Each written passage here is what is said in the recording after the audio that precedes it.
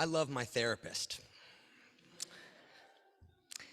As someone who has long identified as being a bit of an open book with those that I trust, my hour in therapy each week has always been a space that has provided me an opportunity to feel even safer to lay everything on the table. The things that have hurt me the most, the interpersonal conflicts that feel too private or daunting to share with folks outside of a tight inner circle, or the parts of myself that cause me to feel the most fear or shame. I'm grateful for the ways that therapy has the potential to unburden and at its best lead to formative change and healing. I share all of this because just this week I caught myself off guard. My therapist asked me, "So what would you like to address in this week's session?" An answer immediately came to mind, and as my brain sent this information to my mouth, I froze. My voice cracked, a visual discomfort began to show itself all over my face and body, and I spent the next couple of minutes qualifying my hesitation and talking around the issue that was on my mind. I eventually found the words, the chutzpah, the courage, whatever we want to call it, to express what I was feeling. But even in this incredibly safe space, with a therapist who's absolutely earned my trust, I was not ready to share. I was not ready to make this part of myself known. I was not ready for this previously undisclosed part of myself to be seen. In this week's Parsha, Miketz, we continue on in Joseph's narrative.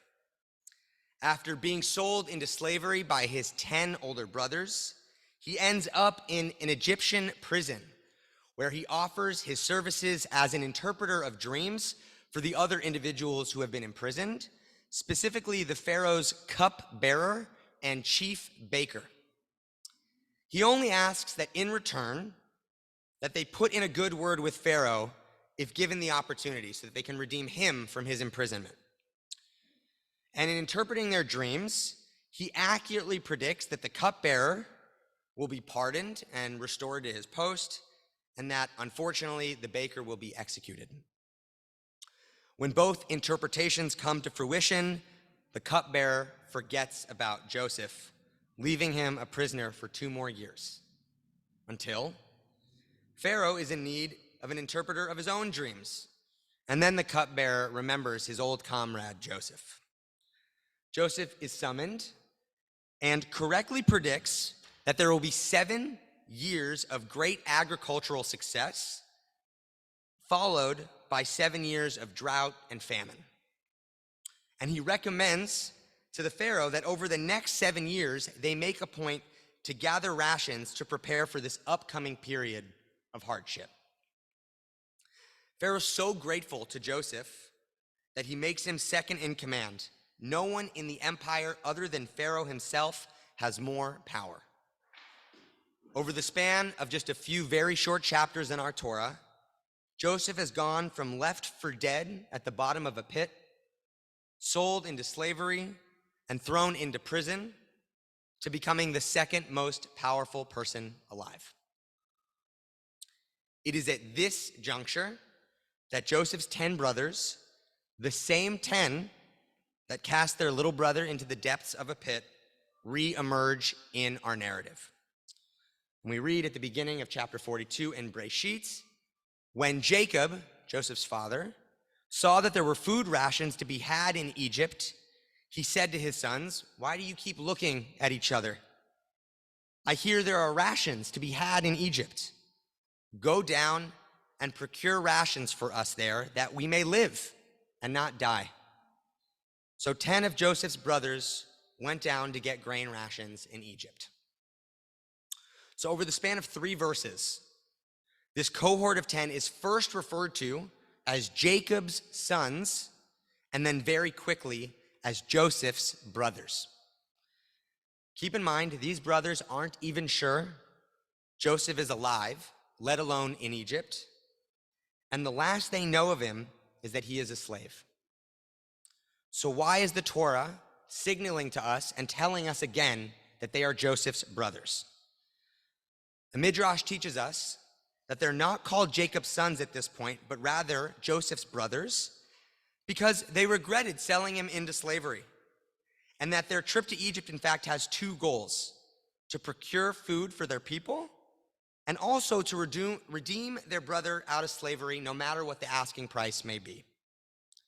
It is this additional objective, their mission to find their brother, that makes what comes next in our parsha so puzzling. We read that when Joseph saw his brothers, he recognized them, but he acted like a stranger toward them and spoke harshly to them. He asked them, "Where do you come from?" And they said, "From the land of Canaan, to procure food." For though Joseph recognized his brothers, they did not recognize him. So how can it be that his brothers don't recognize him? Surely among this collection of 10, one of them could have noticed a physical feature, paid heed to a certain vocal inflection, or even shared a knowing glance. Our rabbinic tradition is quick to clarify. A midrash teaches us that Joseph could recognize his brothers because when he left them, they were already fully mature and bearded. Joseph, however, was a youthful person, and the greater change in his appearance made him unrecognizable. All right, some of you might be thinking this checks out. But does it? Do we suddenly not recognize our friends after they get a haircut? Or after they begin to experiment with their facial hair? The Ramban, a 13th century Spanish commentator, explains that Joseph recognized them because he knew they were bound to come. But they did not recognize him because it did not occur to them that a slave sold to the Ishmaelites should be the ruler of a land. But perhaps it's much more simple than this. We read plainly in the text that while Joseph recognized them, he acted like a stranger to them, or translated differently, he made himself unrecognizable. Joseph is perhaps going out of his way for his brothers not to recognize him. The last time he has seen them was literally the lowest point in his life, resulting up to this point in a life of unresolved pain, sadness, and anger. Perhaps all Joseph can think about is revenge.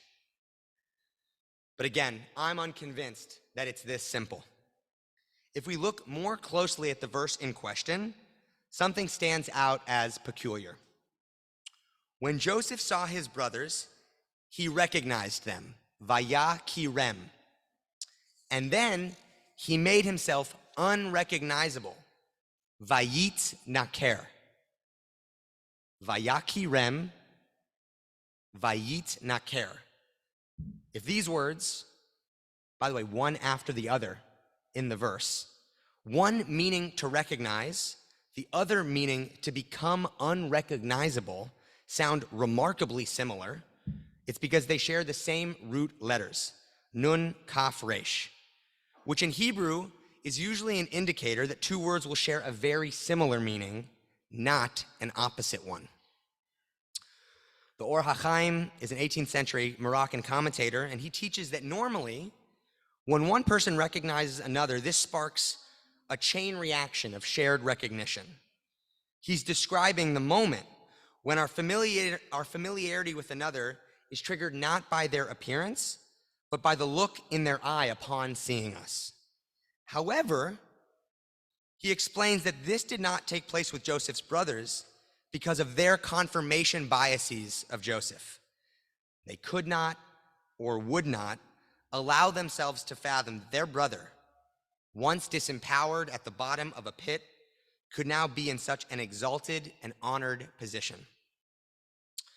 My teacher, Rabbi Jan Urbach, writes that now we can understand the profound significance of having the same word both mean recognize and unrecognizable.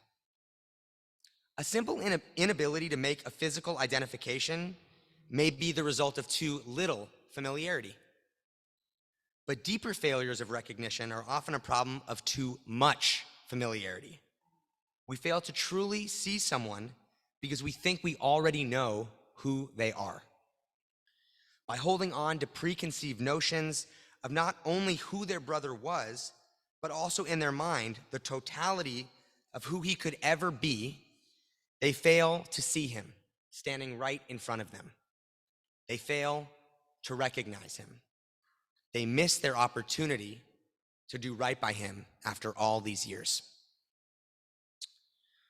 So this opening book of the Torah, the book of Breshit, it's one that is full of disguises, of loved ones unable to recognize or see the children, spouses, siblings standing right in front of them.